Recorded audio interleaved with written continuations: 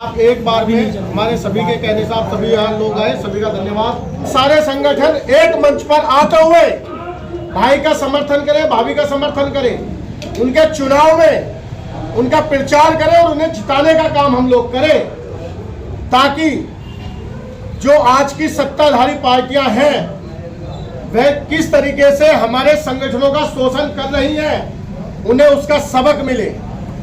इसको लेकर हमारे जो अध्यक्ष जी हैं वो पूरी बात कहेंगे आपके सामने। भी हम एक बार आप तमाम पत्रकार बंधुओं का भी मैं धन्यवाद करता हूं कि आप सभी लोग हमारी बातें सुनने आए, हमारी पीड़ा सुनने आए।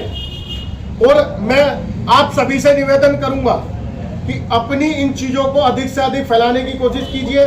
हमारे अध्यक्ष जी पूरी बात को रखेंगे। अध्यक्ष जी। जय श्री राम। जय श्री राम। इस देश में हिंदू संगठन बहुत तेजी से काम कर रहे हैं, लेकिन जो वर्तमान में सरकारें हैं वो कहीं ना कहीं हिंदू संगठनों के खिलाफ काम कर रही है। तो हमारा ये फर्ज बनता है, जो भी सनातनी सोच के लोग हैं वो सत्ता में आए और सत्ता में भागीदारी निश्चित होगी, तभी वो कुछ काम कर पाएंगे और तभी सनातन की बात होगी। जब तक सत्ता में सनातनी सोच के लोग नहीं पहुंचेंगे तो सनातन की बात कौन करेगा। अब जो भी सत्ता में है वो कहीं ना कहीं सेकुलर सोच के लोग हैं, इसलिए भारत में सनातन की बात हो ही नहीं पाती। मेरा ये मानना है, जो भी संगठन के ऐसे लोग हैं, पिंकी चौधरी जैसे भाई जो कम से कम सत्ता में आके सनातन की बात करने वाले लोग हैं, ऐसे सभी लोगों का हमारा पूर्ण समर्थन है और सभी संगठन मिलकर समर्थन करेंगे और उनका साथ देंगे। उनकी अनुपस्थिति में उनकी पत्नी पूनम चौधरी जी चुनाव लड़ रही हैं, तो हम सब लोग उनका साथ देंगे और बढ़ चढ़ के साथ देंगे और सनातनी सोच के लोगों को सत्ता में भेजने का काम करेंगे, हम सारे संगठन मिलकर ही। क्योंकि आज अभी तक सभी ने देखा होगा कि कहीं ना कहीं जो चाहे बीजेपी हो चाहे कांग्रेस हो, वो उनको टिकट देती है जो सेकुलर सोच के लोग होते हैं। जब वो सत्ता में जाते हैं तो वहाँ काम सेकुलर सोच का ही होता है, वो सनातन की कोई बात नहीं हो पाती, ना विधानसभा में होती है और ना ही लोकसभा में होती है। तो हमारा ये मकसद है कि हम सनातन के सोच के लोगों को सत्ता में भेजें और बढ़ चढ़ कर भेजें, तभी सनातन की बात होगी, तभी ये हिंदू राष्ट्र बनेगा। देखिए, गाजियाबाद में सबसे ज्यादा शोषण हिंदू संगठनों का हो रहा है, हिंदू साधु संतों का हो रहा है। आप पिछले कई महीने से देख भी रहे होंगे। इसके चलते ही ये फैसला लिया गया है सारे हिंदू संगठनों की तरफ से। और ये सोचना भाजपा को है कि हम लोगों को ऐसे ही दरकिनार करते हुए देखना चाहते हैं, या हमारे लोगों को भी अपनी कुछ भागीदारी उन्हें देना चाहते हैं। अब हम ऐसे नहीं हैं कि वो हमें धिक्कारते रहे और हम उसका समर्थन करते रहे। चुनाव के परिणाम जो होगा सो होगा, पर इस प्रेस कॉन्फ्रेंस से यह तय है कि हिंदू संगठन आज की डेट में भाजपा के खिलाफ काम कर रहे हैं। गाजियाबाद के अंदर हम योगी जी के खिलाफ ना कल थे, न आज है, न आने वाले भविष्य में होंगे। योगी जी हमारे नेता हैं, नेता थे, नेता रहेंगे। योगी जी हमारे धर्मगुरु थे, धर्मगुरु हैं, धर्मगुरु रहेंगे।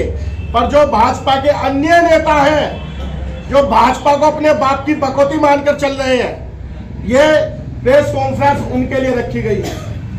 जो हिंदू संगठनों का शोषण करने में लगे हुए हैं, ये प्रेस कॉन्फ्रेंस उनके लिए रखी गई है। इस प्रेस कॉन्फ्रेंस का मकसद यही है कि अभी समय है, ये तो केवल गाजियाबाद की हुंकार है, अभी पूरा भारत पड़ा है।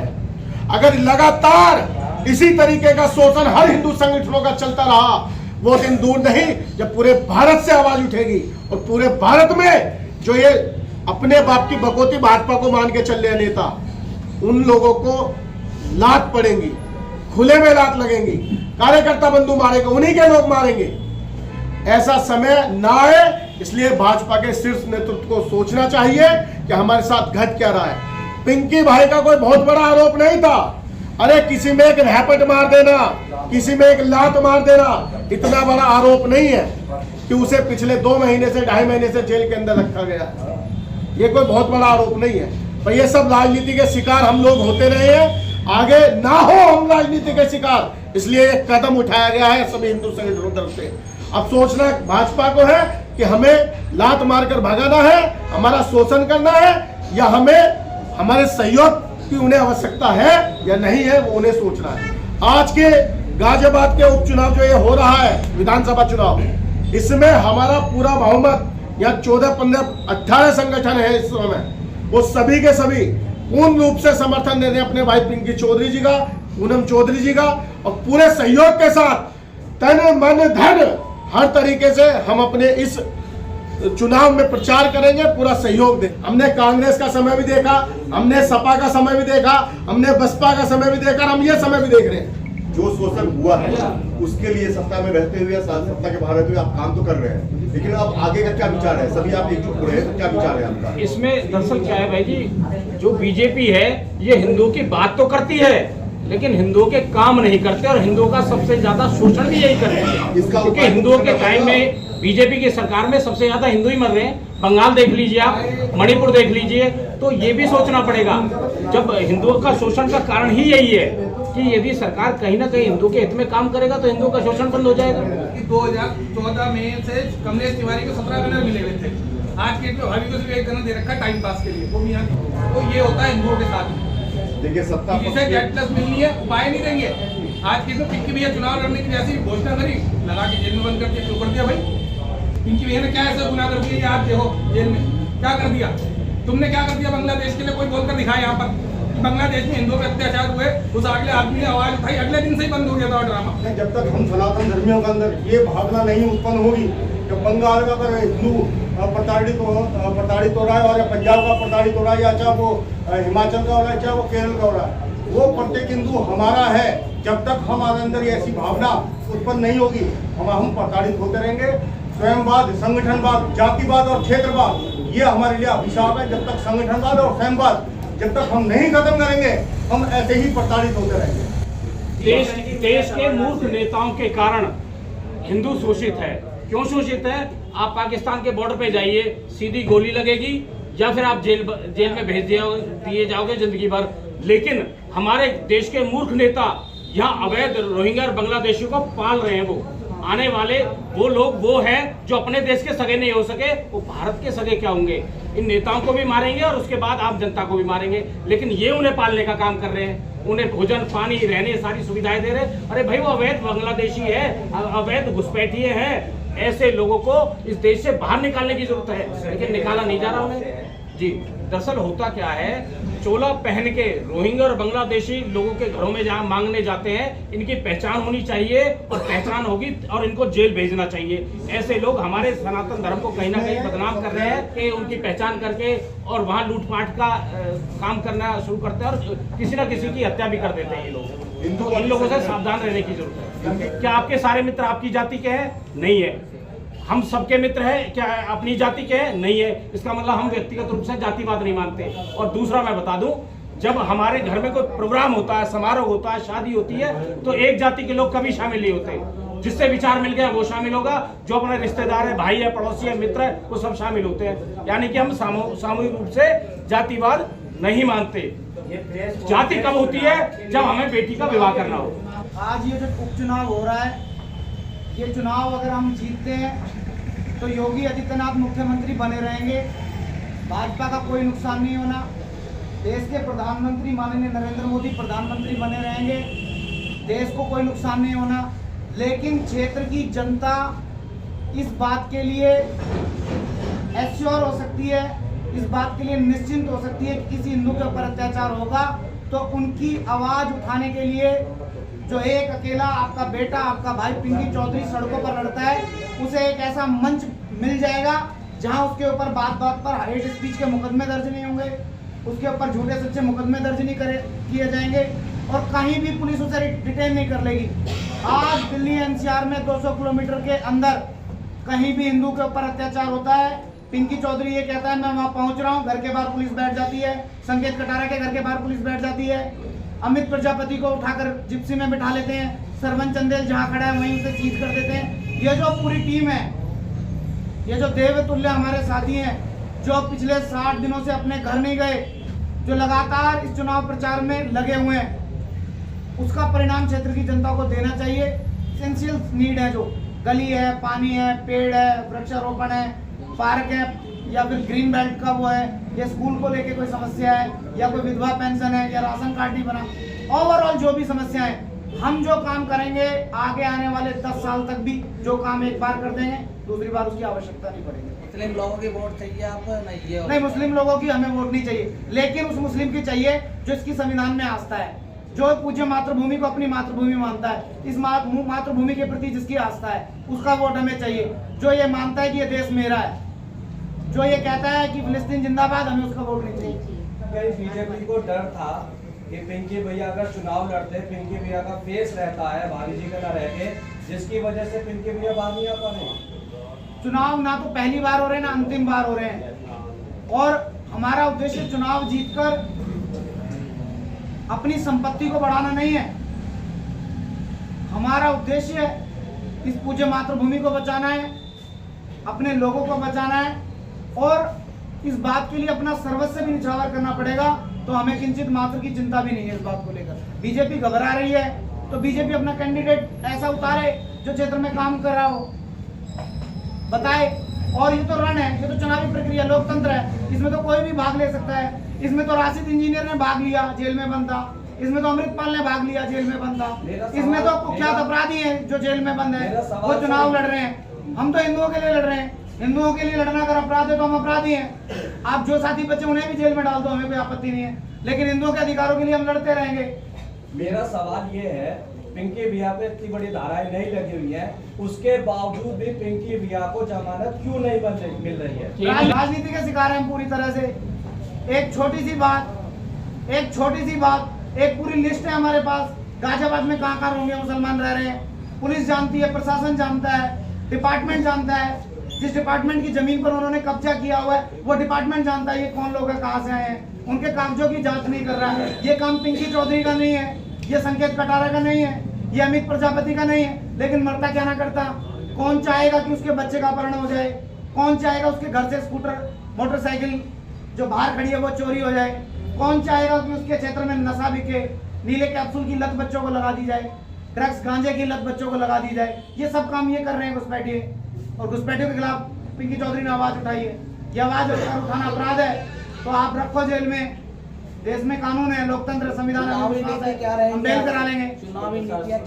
चुनावी नीतियां जो वादे अन्य पार्टी के नेताओं ने किए हैं, जगह जगह ये मुसलमान नेता ये 50 रुपए में रजिस्ट्रेशन करा कर ले आते हैं, ये अपनी एक बड़ी संस्था बता देते हैं, उसका इतना लंबा चौड़ा नाम उर्दू में रख लेते हैं, वो ऐसा लगता है कितनी बड़ी संस्था है। ये 4 मुल्ला बैठ के मीटिंग कर रहे हैं, लोगों तक संदेश भेज रहे हैं, पर्चे छपवा रहे हैं कि पिंकी चौधरी को वोट मत करना। क्यों नहीं करना? अन्य राजनीतिक दलों के चुनावी घोषणा पत्र में बिंदु है, वो सारे हमने लिए हुए हैं। हमने आदमी भेजा सबके चुनावी कार्यालय पे, सबका चुनावी मैनिफेस्टो हमने मंगा रखा है, उनके वादे वो हम पूरे करेंगे। लेकिन उसके ऊपर हम क्या करेंगे?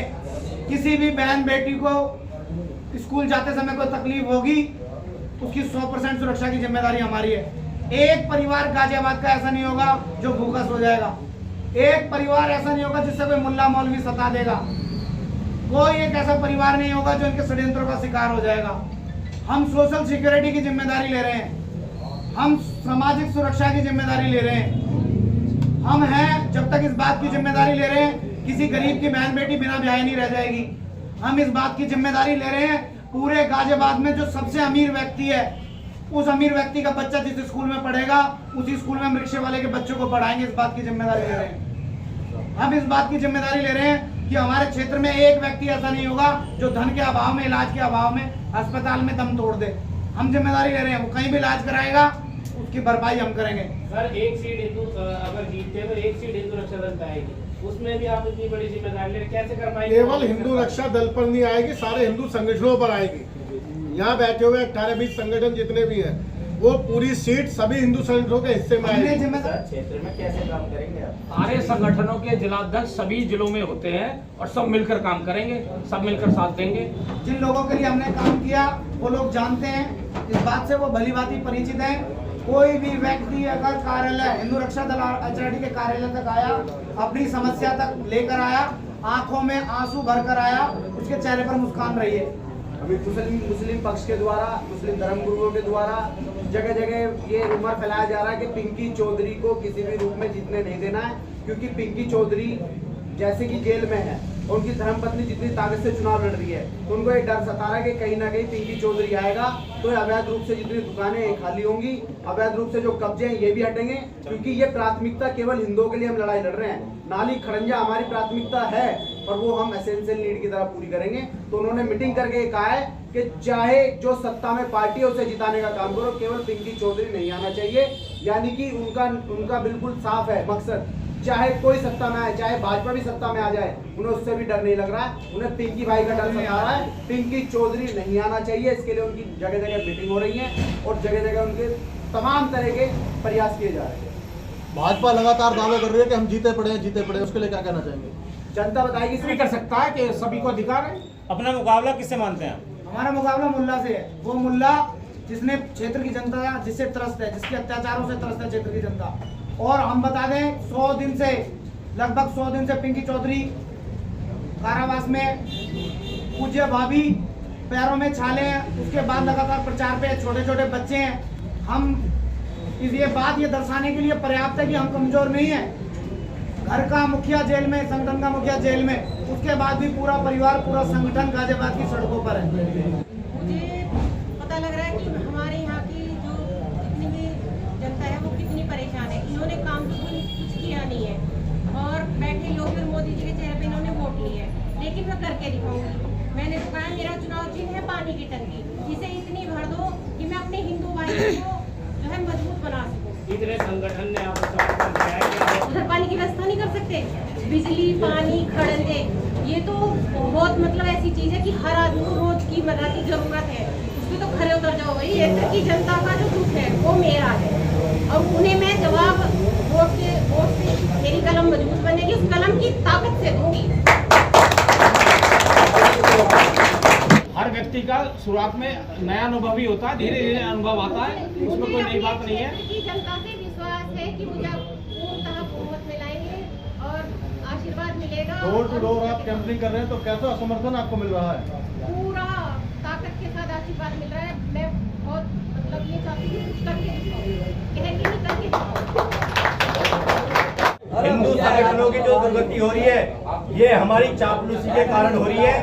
हम जो नेताओं की चापलूसी करते हैं, बीजेपी हमारी मेहनत खून पसीने की कमाई से आज सत्ता में आई और हमारी ही दुर्गति आज बीजेपी के छोटे नेताओं ने कर रखी है।